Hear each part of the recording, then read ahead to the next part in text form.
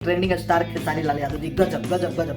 खेसारी लाल यादव जी के वो गाना के पोस्टर आवत जना गाना के नाम बा गरम कर। रानी एक्ट्रेस के साथे गाना बा शिल्पी राज्य में गईले बाड़ी। ये गाना के पोस्ट डालल जाता 25 तारीख के शाम के कि गाना आवे वाला बा।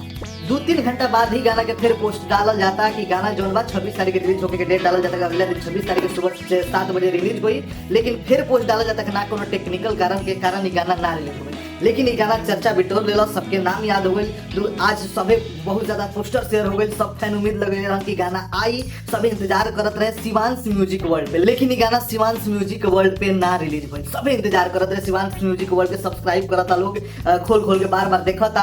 हम आप लोग न्यूज भी बना के जानकारी दिले बानी कहा कि 2 घंटा बाद जानकारी दिहल गई कंपनी द्वारा, बाकी सब टीम द्वारा। लेकिन एक पोस्टर जो बा खूब तेजी से हर जगह वायरल हो गई। सब कोई के ध्यान नहीं बा के गाना आ रहा बा, सब कोई शेयर कर दिहल। लेकिन ये गाना के आज पोस्टर आई बाटे कुछ दिन पहले, यानी आज 26 तारीख के गाना के फिर से पोस्टर आई बा। लेकिन खास बात जानते नहीं का बाटे कि गाना तो रिलीज होता कल 27 तारीख के 7:15 पे। लेकिन मेन बात जानते नहीं का बाटे कि शिवांश म्यूजिक वर्ल्ड पे ना है, गाना के पोस्टर पे कंपनी बदल गई बा आयांश म्यूजिक वर्ल्ड पे। जी भैया आप सही सुनिए, आयांश म्यूजिक वर्ल्ड। हम पोस्टर के कोशिश करम कि आप लोग के दिखा दी, चाहे आप लोग अभी खेसारी लाल यादव भी शेयर के लिए जितना भी मतलब शेयर हो रहा बा। 27 दिसंबर यानी काल ही गाना रिलीज होके के जा रहा बा 7:15 पे। खेसारी लाल यादव, शिल्पी राज, सब कोई बालो पूरा टीम हुए बाटे। रानी एक्ट्रेस भी बाड़ी और पोस्टर में जो फोटो लागल बा सब बा, बस कंपनी के नाम चेंज हो गई बा। शिवांश म्यूजिक वर्ल्ड से हटके आयांश म्यूजिक वर्ल्ड पे गाना आप लोग के देखे के मिली। ऐसे याद रखम जा तो काल ही गाना रिलीज होके जा रहा बा। गाना के नाम बा गरम करब, खेसारी लाल यादव के नया गाना जो एकदम चर्चा में बाटे, लोग बेकरार बाटे गाना के सुने और देखेगा।